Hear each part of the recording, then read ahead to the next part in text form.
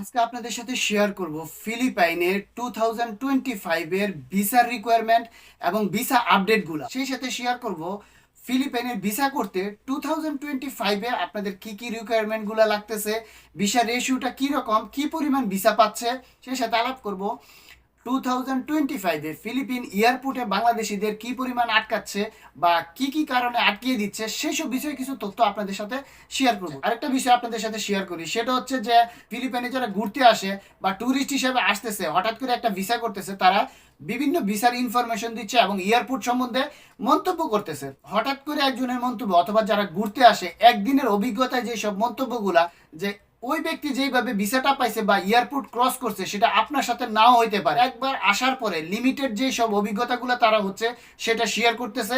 আমি ব্যক্তিগতভাবে মনে করি আমার কাছে হয়তো বা তাদের থেকে একটু হলেও বেশি ইনফরমেশন আছে, যেহেতু আমার 4 থেকে 5 জন প্রতি সপ্তাহে দেখা যায় এয়ারপোর্ট থেকে ক্রস করতেছে, সেটা আমি ভিসা প্রসেসিং করে দিই অথবা অন্য জায়গায় কেউ ভিসা প্রসেসিং করে দেয়।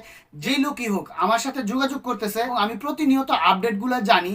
সো আমার মনে হয় আমি তাদের থেকে একটু হলেও বেশি ইনফরমেশন আপনাদেরকে দিতে পারি। তার আগে রিকোয়েস্ট করি আমার চ্যানেলটা একটু সাবস্ক্রাইব করবেন। চ্যানেলটা বড় হওয়া দরকার, যাতে এই চ্যানেল দিয়ে সরাসরি আমি আপনাদেরকে বিভিন্ন প্রকারের হেল্প করতে পারি।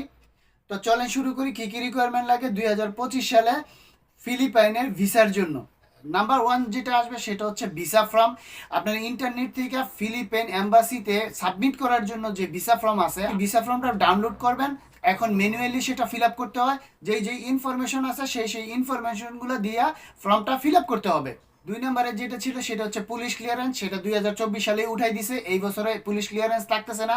সো আপনাদের কোনো রকমের পুলিশ ক্লিয়ারেন্স লাগতেছে না ফিলিপিন ভিসার জন্য। 3 নাম্বার যেটা দেখাইতে হচ্ছে সেটা হচ্ছে আপনার ফাইন্যান্সিয়াল এবিলিটি, অর্থাৎ আপনার ব্যাংক স্টেটমেন্ট এবং ব্যাংক সলভেন্সি। তো এই জিনিস আপনার কালেকশন করতে হবে। আমি বলে দিচ্ছি ব্যাংক স্টেটমেন্টের ক্ষেত্রে কি কি লাগবে। ব্যাংক স্টেটমেন্টের ক্ষেত্রে 2024 সালের মতোই 6 মাসের ব্যাংক স্টেটমেন্ট লাগবে এবং 2 লাখ টাকা ব্যালেন্স থাকবে। বাকি যে 6 মাস আপনি ট্রানজেকশন করছেন সেটার মধ্যে মিনিমাম আপনি দেখাবেন লাস্ট 6 মাসে আপনি 10 থেকে 12 লাখ টাকা দেখাইলে ভালো হয়। 8-9 লাখ টাকাও দেখাইতে পারেন, সেটা আপনার ইচ্ছা। এর নিচে নামায়েন না, কারণ আপনি যখন বাইরে ঘুরতে যাবেন আপনার ফাইন্যান্সিয়াল এবিলিটিটা অবশ্যই প্রুভ করতে হবে। সেই সাথে ব্যাংক সলভেন্সি নিয়ে নেবেন।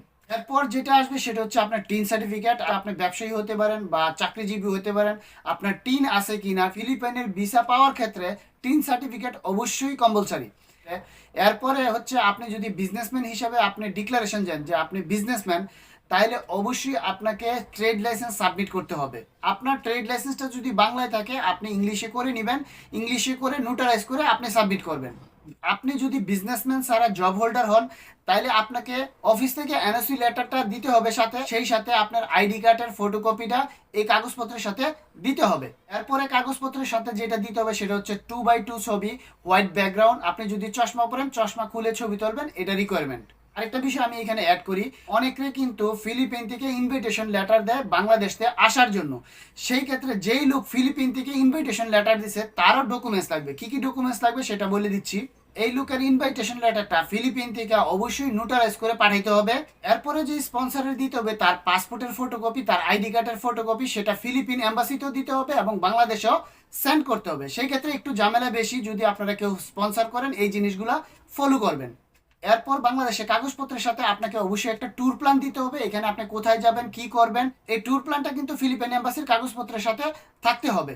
এরপর এই কাগজের সাথে আপ অ্যান্ড ডাউন টিকেটের বুকিং কপিটা সাবমিট করতে হবে। তারপর এই কাগজের সাথে ফিলিপাইনের একটা হোটেল বুকিং আপনাকে সাবমিট করতে হবে।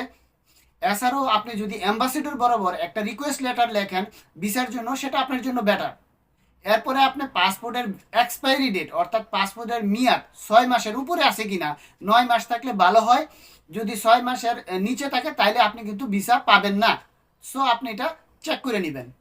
আর পাসপোর্ট তো অরিজিনাল এম্বাসিতে দিতে হবে, সেই সাথে আপনি পাসপোর্টের একটা ফটোকপিও দিতে হবে সাথে। এরপরে এই কাগজপত্রের সাথে আপনার ন্যাশনাল আইডির ফটোকপিটা দিয়ে দিবেন। সমস্ত কাগজপত্র একসাথে করে আপনি যদি ফাইলটা ঠিক মতো সাবমিট করতে পারেন তাহলে আপনি অবশ্যই ভিসা পেয়ে যাবেন। আরেকটা বিষয় হচ্ছে 2024 সাল এবং 2025 সালে ডকুমেন্টসের ক্ষেত্রে খুব বেশি পরিবর্তন আসে নাই। 2024 সালের শেষে কিন্তু ভিসার রেশিওটা খুব খারাপ ছিল, কারণ হচ্ছে যখন অ্যাম্বাসিডার চেঞ্জ হয়, যার জন্য দেখা যায় যে অনেক সময় ভিসা ডিলে হয় বা ভিসার রেশিওটা চেঞ্জ হয়। তো এখন একজন অ্যাম্বাসিডর গেছে, মহিলা অ্যাম্বাসিডর, আমরা যদি একটা পাসপোর্টের প্রপার ডকুমেন্ট সহ সাবমিট করতে পারি, কোনো ভিসাই রিজেক্ট হচ্ছে না। আর মানে হচ্ছে 2025 সালে ফিলিপাইনের ভিসার রেশিও বাংলাদেশিদের জন্য অনেক ভালো। সেই সাথে আরেকটা যেটা বলতে চাচ্ছিলাম যে ফিলিপাইনের এয়ারপোর্টের যে সমস্যা 2025 সালে, সেটা কীরকম আপনি এটা মাস্ট বি ধরে নেবেন যে ফিলিপাইন এয়ারপোর্ট তখনই আটকাবে আর চাল চলন, আপনার ডকুমেন্টস অথবা আপনার কোনো কিছু প্রবলেম আছে, আপনাকে দেখার পরে তারা মনে এরকম কোনো সন্দেহ আসছে যে এই লোকটা ফল্ট হইতে পারে, তখন দেখা যায় তারা আপনাকে জেরা করতেছে বা আপনাকে আটকাই দিচ্ছে। এটা ছাড়া ফিলিপাইন এয়ারপোর্টে খুব বেশি লোককে ব্যাক করাই দিতেছে না। আপনারা যারা আসবেন এখানে, আপনারা এখানে কনফিডেন্সলি কথা বলবেন এবং প্রপার ডকুমেন্ট যা যা লাগে সব নিয়ে আসবেন। সে আমি বলতে পারি 2025 সালে বাংলাদেশিদের জন্য ফিলিপাইনের ভিসা ভালো আছে, আপনারা সহজেই ভিসা পাচ্ছেন এবং আপনাদের প্রপার ডকুমেন্ট নিয়ে ফিলিপাইনে আসতে পারেন, ঘুরতে পারেন, ভিজিট করতে পারেন। ভিসা সংক্রান্ত অথবা ইমার্জেন্সি কোনো কিছু যদি জানতে চান, আমার এখানে মোবাইল নাম্বার দেওয়া আছে, প্রয়োজনে কল করতে পারেন। আজকে এই পর্যন্তই, ভালো থাকবেন সবাই, আল্লাহ হাফিজ।